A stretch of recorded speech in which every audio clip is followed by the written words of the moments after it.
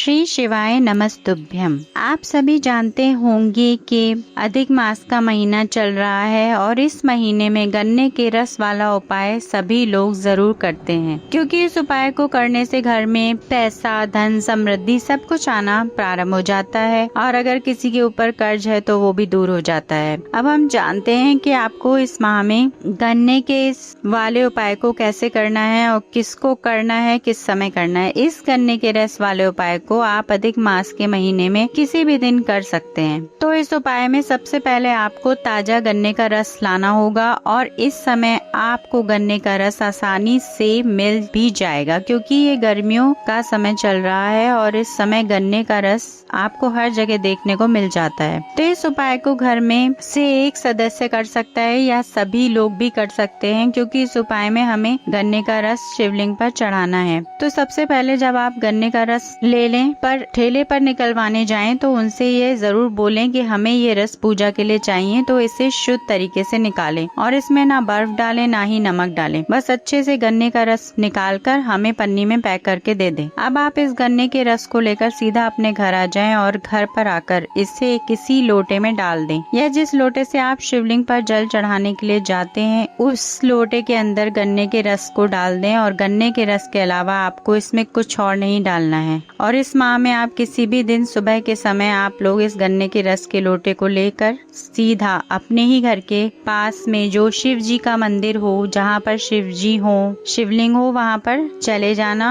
अब शिव मंदिर में पहुंचकर शिवलिंग के पास में आकर आपको ऐसे शिव जी पर चढ़ाना है जैसे आप शिव जी पर एक लोटा जल चढ़ाते हैं। आप गन्ने के रस को शिवलिंग के ऊपर एक धार से धीरे धीरे करके चढ़ाएं। रस चढ़ाते समय श्री शिवाय नमस्तुभ्यम या ओम नमः शिवाय मंत्र का जाप करते रहें और जैसे ही आप इस रस को शिवलिंग के ऊपर पूरा चढ़ा देते हैं, उसके बाद भगवान से अपनी धन से जुड़ी समस्याओं को बोलें। घर में माता लक्ष्मी जी का आशीर्वाद करने का आशीर्वाद लें। शिवलिंग पर अधिक मास के महीने में गन्ने का रस चढ़ाने से माता लक्ष्मी जी हमसे प्रसन्न होती हैं। भगवान शिव और माता पार्वती जी का आशीर्वाद हमारे ऊपर हो जाता है और हमारे घर में फिर कभी भी पैसों की समस्या नहीं आती है। इसलिए अधिक मास के महीने में शिवलिंग पर गन्ने का रस चढ़ाने के लिए ये उपाय बताया गया है। वैसे भी गन्ने का रस शिव जी को प्रिय होता है, तो यदि आप चूक भी जाते हैं तो सावन में भी आप इसे महादेव पर जरूर समर्पित कर सकते हैं।